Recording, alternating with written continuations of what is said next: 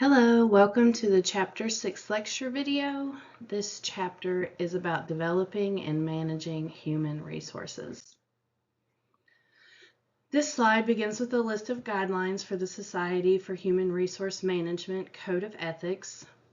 The task or job for human resource management is to ensure the continuation of the organization, but also the well-being of its employees. So they have to try to balance, right, like meeting the organization's needs and meeting the needs of the employee. But hopefully those align, right, and are on the same page. So there are certain laws that protect employees. An example is the Americans with Disabilities Act, right? It says that employers cannot discriminate against employees based on a disability. And there are so many more that I don't know. But human resources need to know all of these laws and be able to ensure the fair treatment of its employees. This is just another slide talking about the ethical code for the human resources. Okay, so when we're planning our programs, we need to think about who we are going to need to meet our goals and objectives, right? Like, who do we need to hire? Are there any certain qualifications that they need, any educational requirements? What is their job description? What are they going to be doing? We may want to consider things like what's an ideal caseload for somebody, or because different programs, some are very intense and need a small caseload, like intensive in-home, for example. You usually have a small caseload with that. Whereas therapy, you might be able to have a much higher caseload. So those are just some things to think about. So we've got our program designed, we know what we need, we know what we're doing, and now we just actually need people, right, to do the job. So when we're interviewing or recruiting, better yet, when we are recruiting employees, we need to have a list of job descriptions, what tasks they are expected to perform, minimum qualifications needed. We want to try to reach as many people as possible, and now there's lots of platforms to reach employees. I know Indeed and LinkedIn are two big ones, but there are more. You can have them posted on like an agency website.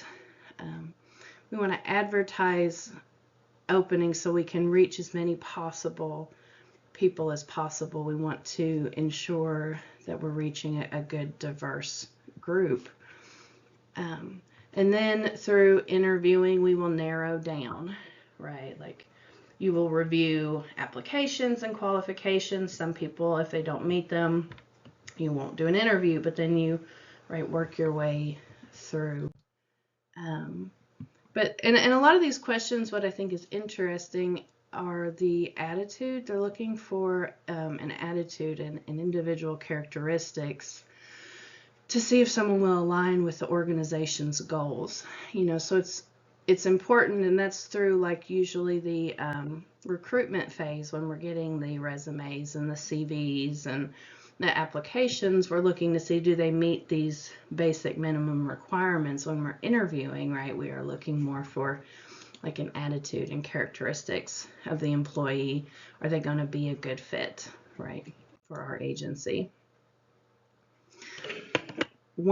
So we've got our person picked, and we want to orient them to our program, our agency. We want to make sure they have what they need to do their job. We want to make sure they feel welcomed. So we're going to orient them not only to their specific place in the program, their office, their tasks, their requirements, what they're doing, but also the bigger picture of the agency. We want to make sure they understand how their job is meaningful and fits into the bigger picture. Okay, so promotion. In the book, it talks a little bit about some challenges with promotion. So you can promote within the agency. So one agency I worked at, they did a lot of internal job posting. So it wouldn't go out to the larger community. It was just internal. And this gave people who worked there an opportunity to either switch what they were doing, like move from, say, peer to clerical, or from substance abuse to mental health, from the detox to outpatient, right? So, but also for moving up in the ranks. And this gives people, right, when they work there, a sense that they can advance and, excuse me, grow, right, and in their career. And they already know the agency, they already know how it runs, etc. Now, it can be challenging, and I've seen this when somebody was a coworker and then moved up to a supervisor, so switching roles, right, from coworker to more of a supervisor role. That can be one of the challenges. Now, picking someone from the outside, you don't have that, right? They've not been a coworker. They come in as a supervisor. And so that's a pro to that one. But, they also don't know the agency, but they could bring some fresh ideas. And so, so it's kind of balancing that and trying to figure out your best options there. So we want to ensure that staff are adequately trained.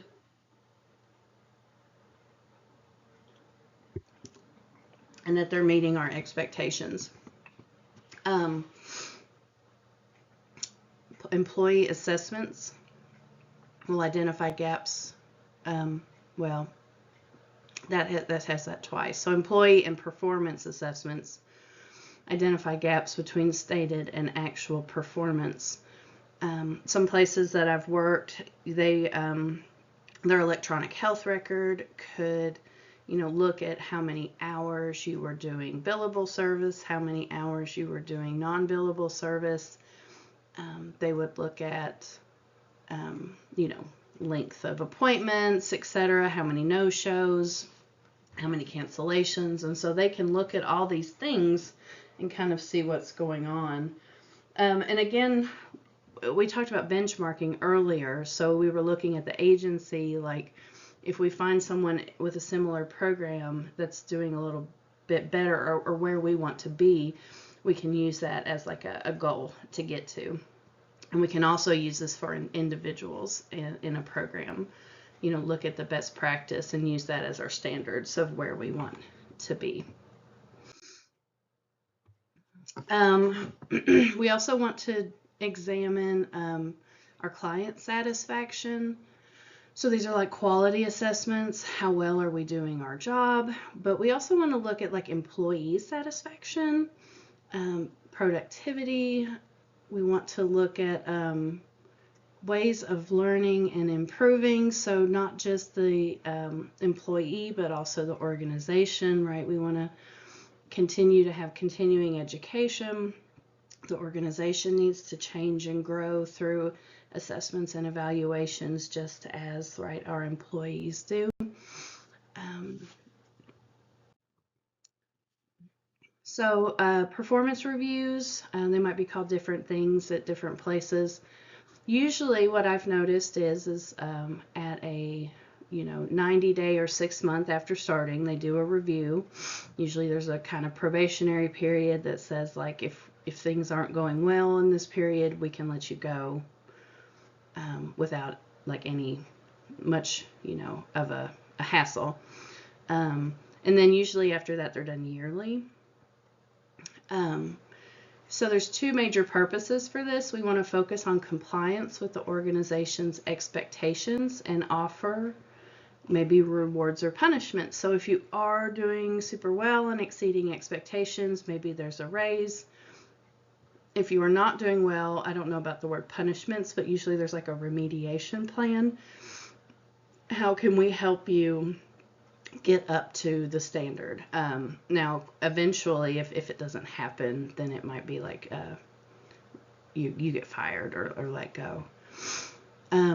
So the judgment, right, is like we're judging your performance, and then developmental focuses on the growth of the employee and enhancing his or her skills.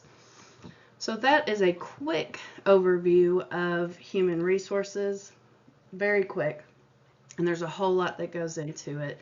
So the chapter has a lot of very detailed information, so feel free to read over that, reach out if you have any questions, and I appreciate you guys watching. Thank you.